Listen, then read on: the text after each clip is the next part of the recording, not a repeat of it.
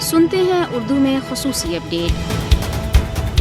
بھارت جوناگڑھ پر غیر قانونی طور قابض ہے۔ بھارت نے 1947 میں بڑی ہی ڈٹائی کے ساتھ مسلم حکمران ریاست جوناگڑھ پر جارحیت کرتے ہوئے غیر قانونی قبضہ کر لیا، جو ویانا کنونشن کے ریاستوں سے متعلق قانون کے آرٹیکل 26 کی صریحاً خلاف ورزی ہے۔ جوناگڑھ کے اس وقت کے گورنر نواب مہابت خان نے 15 ستمبر 1947 کو پاکستان کے ساتھ الحاق کے معاہدے پر دستخط کیے تھے۔ اگر بھارت نے 1947 میں جوناگڑھ پر ناجائز قبضہ نہ کیا ہوتا تو تقسیم برصغیر کے منصوبے کے مطابق جوناگڑھ پاکستان کا حصہ بن چکا ہوتا۔ جوناگڑھ قانونی طور پر پاکستان کا لازمی حصہ ہے، کیونکہ الحاق کے معاہدے پر جوناگڑھ کے نواب اور قائد اعظم نے دستخط کیے تھے، جو کہ ایک قانونی اور حقیقی ثبوت ہے۔ جوناگڑھ کے حکمران اور اس کے عوام بھارتی قبضے سے بہت پہلے ہی پاکستان کے ساتھ الحاق کا عہد کر چکے تھے۔ بھارت نے بین الاقوامی قوانین اور تقسیم برصغیر کے منصوبے کی خلاف ورزی کرتے ہوئے جوناگڑھ اور جموں و کشمیر دونوں پر غیر قانونی قبضہ کر رکھا ہے۔ جوناگڑھ کا مسئلہ ایک بین الاقوامی مسئلہ ہے، کیونکہ یہ معاملہ 1948 میں اس وقت کے پاکستان کے وزیر خارجہ نے اقوام متحدہ میں بھی اٹھایا تھا۔